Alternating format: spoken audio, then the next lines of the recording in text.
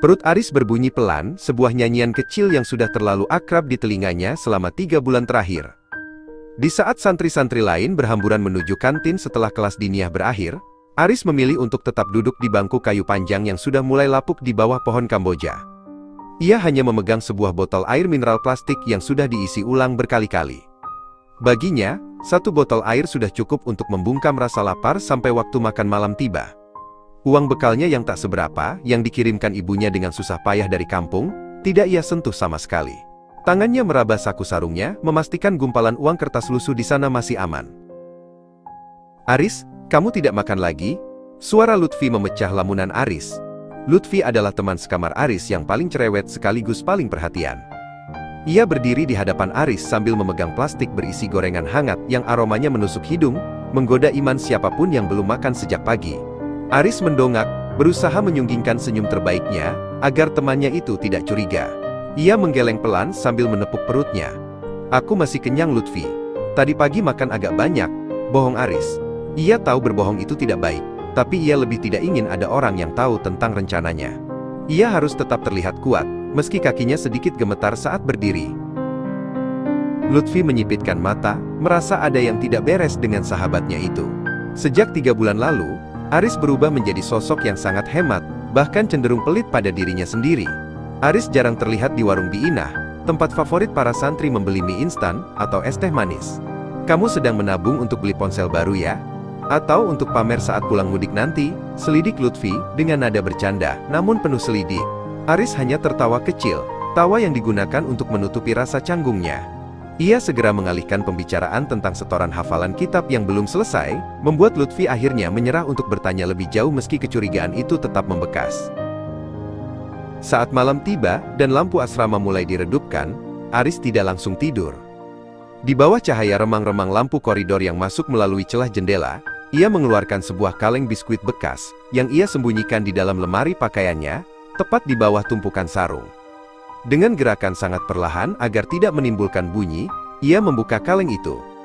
Di dalamnya terdapat tumpukan uang ribuan, dan 2 ribuan yang tertata sangat rapi, beberapa lembar tampak sangat lusuh dan penuh selotip.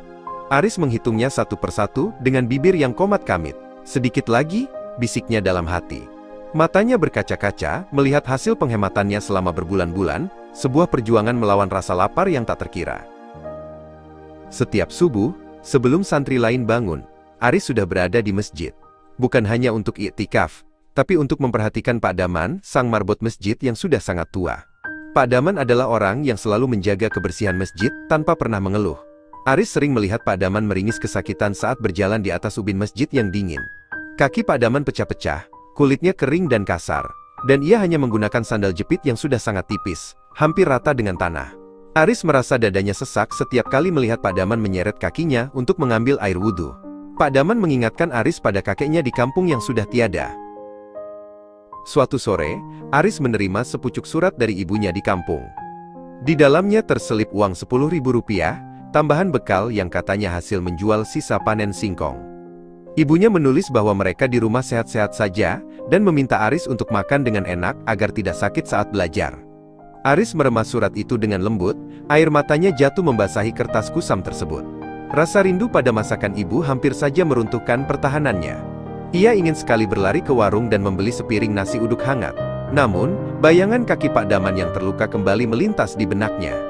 Dengan mantap, Aris memasukkan uang 10.000 itu ke dalam kaleng rahasianya.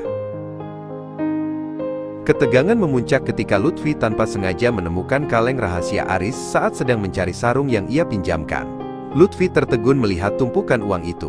"Aris, ternyata benar, kamu punya uang sebanyak ini? Tapi kenapa kamu selalu berlagak miskin dan menahan lapar? Apa kamu tidak kasihan pada dirimu sendiri?" Suara Lutfi meninggi karena tidak mengerti. Aris terkejut. Ia segera merebut kaleng itu dan memeluknya erat. "Ini bukan untukku Lutfi. Tolong jangan beritahu siapa-siapa," pinta Aris dengan suara bergetar. Lutfi terdiam, ia melihat ketulusan di mata Aris yang tidak bisa ia bantah. Meski masih penuh tanda tanya, Lutfi akhirnya mengangguk pelan, menghormati privasi sahabatnya. Hari yang dinanti tiba. Aris pergi ke pasar kecamatan dengan langkah ringan. Ia menuju sebuah toko sepatu kecil di pojok pasar.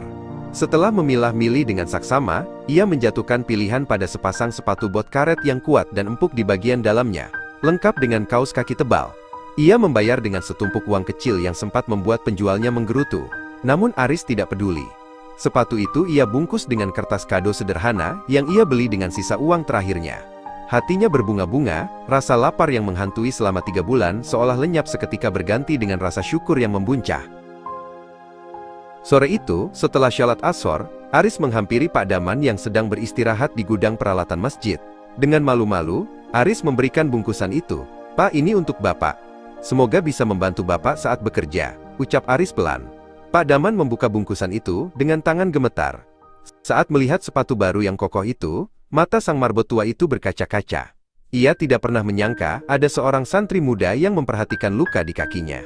Pak Daman memeluk Aris erat, doa-doa tulus mengalir dari bibirnya yang keriput. Lutfi yang memperhatikan dari kejauhan akhirnya mengerti. Ia merasa malu sekaligus bangga memiliki sahabat seperti Aris.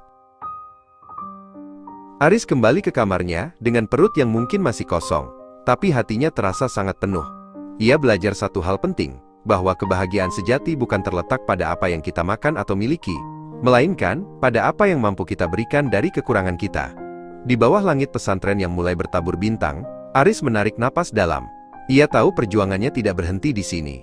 Di balik peci kumalnya, tersimpan jiwa yang kaya, yang memahami bahwa harta yang paling berharga adalah senyuman orang lain yang kita bantu tanpa nama. Malam itu, Aris tidur dengan sangat nyenyak, ditemani suara jangkrik dan kedamaian yang tak terbeli oleh apapun.